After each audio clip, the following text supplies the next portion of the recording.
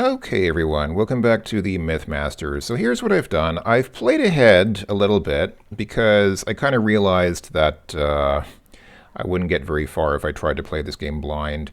This is kind of the problem with adventure games. It's like you reach a point where you just get stuck, and it's great to explore. Like it's really lovely to explore these environments, but eventually you get stuck, and then it's just not fun anymore. And kind of a common problem playing pretty much any adventure game, I guess. But particularly with ones like this, where it's just a little bit more. Let me see. Can I fall off this cliff here? I'm assuming I can. Oh. Oh. I thought this was a cliff. I thought this was like the edge of a cliff that I could fall off. But I guess that's the beaver's dam. I guess that's the beaver dam that the beaver's been building. Okay, cool. All right. Well, good for the beaver. Let's see. Let me make sure I'm on fast speed here. Yeah, I am on fast in air quotes, but it's still not very fast. So I looked at a walkthrough again and figured out some stuff that I'm supposed to do. So let me go ahead and go through the things in order. So first of all, here on the beach, there's some screen on the beach where you need to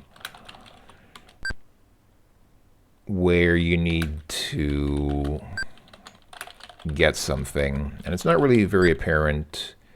Oh, I guess it's here. Many small rocks lay on the ground here. Some are quite beautiful. So that's basically the game's hint. And if you say get small rock, okay, where do I need to be to take the small rock? There we go. Okay, we got the small rock. I specifically have to say, look at small rock. Okay, this is an ordinary small rock. Okay, cool. So, nothing too mind-blowing, but it's something that you need to get. Okay, so, now that we've done that, I kind of figured out a pattern. There, at least at this stage of the game, there's a pattern that that you're going to notice. So, remember how we did the thing? I mean, I'm assuming you remember how we did the thing with the fairy? There was this dragonfly, and the dragonfly transformed into a fairy. So we're going to do that a few times, and it's going to basically have the same kind of form. So generally when you see these animals, when you see these insects or animals or things like that, it's something that needs to be transformed into something else. So that was the case with the dragonfly. We had to transform the dragonfly back into a fairy. And yeah, here we have this goose, for example. Remember this goose? It looks like an ordinary goose, but you wonder why it just sits here. Well, if we read our book of spells, it turns out that there is a spell about goose, because what's good for the goose is good for the MythMaster. Changing to a goose. Tap a goose feather. Is that a T? I guess it's tap a goose feather twice with the wand and leave it for some creature to touch. Changing from a goose. First feed the goose a cricket. Then put the seed from a tree and a bird's feather into a bowl. Tap the rim of the bowl twice with the wand while you are standing near the goose. This should restore the changed creature. So I figured out that we don't need this. I mean, obviously we don't need the spell changing to a goose. Something has already been changed into a goose. We need the spell changing from a goose. So in general, we'll need this. We can ignore the first spell because what we need here is the second spell changing from whatever animal it is back to whatever it was before. So as we saw last time when we transformed the dragonfly into a fairy, you don't have to actually type out all these instructions. Again, unlike King's Quest III, where you had to type out each step of the spells by hand, you don't need to actually go through the steps of feeding the goose a cricket and then put the seed from the tree and the bird's feather into a bowl. But you do need to have these items. So basically the point here is you need to have these items. So since we want to change from a goose, we need a cricket, we need the seed from a tree, which we already have, we need a bird's feather, which we already have, and a bowl, which we already have. So we have everything except a cricket, but that is not a problem because there is a cricket not too far away, which I didn't spot because, again, this game is not necessarily the best at kind of signposting its intentions. I mean, I guess if you're really observant, you might notice that there's like, it's literally 1 pixel. If you're very observant, you might notice that 1 pixel moving there. Pretty space filled with its flowers and lava formations. If I look at the ground, it tells me a cricket is hopping about here. So let's go ahead and get that cricket. Okay. Take a look at the cricket. The cricket in your jar is brown and black. It makes a chirping sound. I'm going to assume that we have to have the jar for this. I'm going to guess that we couldn't have taken the cricket without without having the jar. So cool, we got the cricket. So that means we should have everything we need to transform the goose now. What will it transform into? Let's find out. It will be a surprise. Surprise, surprise. Transform goose. Okay, so if you read the book, we need a cricket, the seed, and the bird's feather. We have all that, right? Obviously we have the cricket because we just got it. We have the seed, we have the feather, and we have a bowl. It looks normal. Okay, cool. All right, so let's go ahead and just like last time, you don't need to type in the spell instructions. You just say use book, and that's it. Oh, I'm not. Okay, I guess I need to be in the vicinity of the goose. Okay, let's go to the goose and try again. Use book.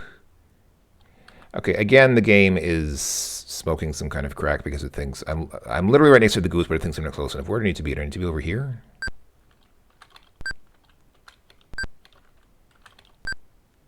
Okay, this time I need to be on the right side.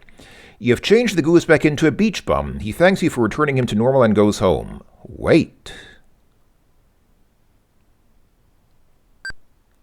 You see a crowbar laying on the ground. The goose had been sitting on it. Silly goose.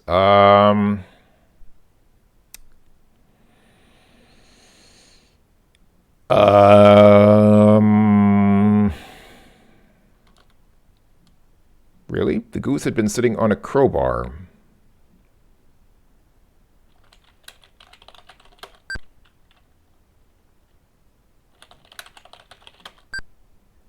It's an ordinary crowbar. We may find a use for it. I mean, I know birds will sit on eggs to try to hatch the eggs, or actually, sitting on eggs doesn't hatch the eggs. Sitting on the eggs warms them and keeps them warm. Birds will sit on their eggs to keep the eggs warm until they hatch. But I'm uncertain why a goose would sit on a crowbar. I think I mentioned already before, maybe it's just in a comment, but people used to think that Sierra Adventurers didn't make much sense, that Sierra Adventurers had this weird moon logic where, puzzle solutions didn't make a lot of sense, but it's nice to see a game that makes Sierra Adventurers look completely logical and rational and realistic. Okay, so we transformed the goose, and we got the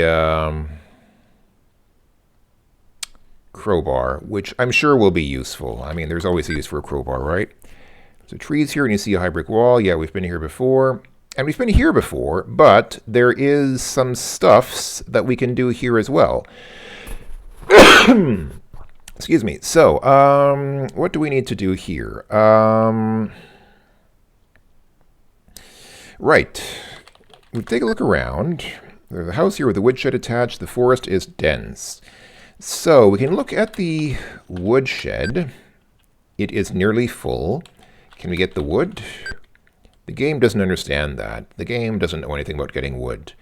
Well, sometimes I know that feeling. I know that feel, bro. Okay, so I don't think we can do anything with the wood there. But one thing that's really not... to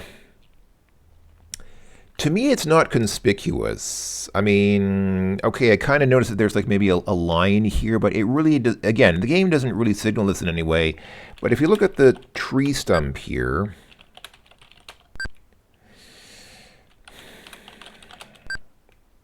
The wood, okay, here we go. The woodcutter went off and left his axe stuck in a stump. It could get rusted if left out in the rain for long. Well, let's prevent it from getting rusted and go ahead and take the... Does the game spell axe with an E at the end? Okay. I think the game... Hold on. How does it... The game spells it AX, but it accepts AXE. I believe AX is American spelling and AXE is spelling everywhere else, kind of like how other places spell words like color with a U, or honor, or neighbor. I mean, Americans might think that's Canadian spelling, but it's actually British spelling originally. Anyway, okay, we have the axe. It looks very sharp. Be careful with it. Okay. Well, what do you do with an axe? If you've played King's Quest IV, or actually even if you haven't played King's Quest IV, you probably know what you do with an axe. You chop the trees. Silly you don't have a tree. Chop wood. What we need to do is basically just get a tree branch, but I doesn't even understand branch. Get tree? You can't get ye tree. Get stick? Okay, you're not close enough. Okay, so it understands get stick. So we need to use the axe to get a stick. Now, where do we stand to get a stick? Oh, here we go. You begin to chop wood and keep a wood stick. Look at that animation. What a great animation cycle. All right, look at our stick. It's just a small wood stick. Don't call my stick small. It's not the size that counts. Okay, cool. We have a stick. So, we are getting closer to being able to cast our next spell. But yeah, since there is this beaver here, now you might have guessed that the beaver has also needs to be transformed in some way. And if we read the book, you'll find out that you're right. Changing to a beaver. So again, rub a stick with mud, touch the stick with the wand. The first thing to become Connor with the stick will turn into a beaver. Okay, we don't need to do that because someone's already been turned into a beaver. We need the opposite. We need to change from a beaver. So, put some mud and a stick into a bowl. While you're close to the beaver, stir the rodents. That C looks like an R, doesn't it? Looks more like an R than a C. Stir the contents of the bowl with the wand. The creature should be restored. Okay, so we need mud, a stick, and a bowl. Again, this is totally King's Quest 3. This is absolutely King's Quest 3, except that they don't make you type in the spell steps. So we have a stick and a bowl. We need mud. Where do we get mud from? I believe mud comes from right next door. Yeah, mud comes from. Can we still look at mud? We don't have the mud. Yeah, I don't know how you're supposed to know this, but you can get mud here from the bank of this little pond. Where I seem to recall, I think you need to be on the left side of this pond to get the mud. Somewhere around here, roughly. There we go. Okay, but you make sure the jar is empty first. That's fine. I think there wasn't anything in the jar. We had the cricket in the jar before, but we already used the cricket with the goose, so we don't need the... I don't think we need the cricket anymore. Mud is mud. It's very messy stuff. Philosophical thoughts from the game. Mud is mud. Is mud really mud? Post your opinions in the comments. Is mud really mud, dear viewers? How can we know? All right, so we have the mud, so we have everything. Hold on, let me check the book again. I think we have everything that we need now, right? So change from beaver, we need some mud, a stick, and a bowl. We got the mud, we cut our own stick, and of course we still have the bowl, so we should be good. So let's go ahead and approach this beaver. Hey, Bobber! Bobber, kurwa! Je pierdole! Yes, pursuing beaver. I know that field, bro. All right, so let's go ahead and use the book. Again, I'm not close enough. Where do I need to be? Come on. Okay, you follow the instructions of the magic book. Something magical is happening. Wait. What magical is happening? I mean, something... Who is this guy? The beaver has changed into an ugly goblin, and he seems to be dazed. Wait. Before he can react, the goblin runs off toward the mountains. I guess I don't need to wait anymore. Is that it? Do I not even get anything out of that? The ground here is uninteresting. Okay, so I didn't even get anything. I just got a goblin. Okay. Okay, well, that was that. I guess that's... Okay, that was something. That is something. That was not nothing. That is a something that happened. Whether it should have happened or not is a matter of opinion, but... Okay, and... another thing is here inside this house. So if we open door, right, we need to knock first. Knock on the door, and then open it. Yeah, there was this toad here. You might remember there was this toad from last time. So, not road, toad. The toad just sits croaking and sticking its tongue out at you. An interesting pet indeed. Well, let's go ahead and see. What does our book say? So, changing to a toad while watching the creature to be changed, make a circle on the ground with the wand, touch the center circle 3 times with the wand. Okay, we don't need that. We need changing from a toad. So, while under the toad, place a water lily and an empty bowl. We have a lily, which we got before, and we have a bowl. Okay, so yeah, all we need is just a lily and a bowl. We have that. So let's go ahead and use the book. Oh, you're not close enough. Again, as always. Okay, follow the instructions in the magic book. You seem to have found the woodcutter's wife. Hey, cool. All right. Can I look at the woman? The woodcutter's wife looks very tired. Her ordeal has been too much for her. Now she seems frightened of you. Why would she be frightened? Well, okay. When unknown men just kind of walk into your house when you're a woman alone, I guess I can understand why. Anyway, all right, let's go ahead and talk to her. Which one do you want to talk to? Gee, I don't know, game. How many women are there here? Do I need to, like, walk right up to her? Do I need to specifically... Okay, talk wife? Do I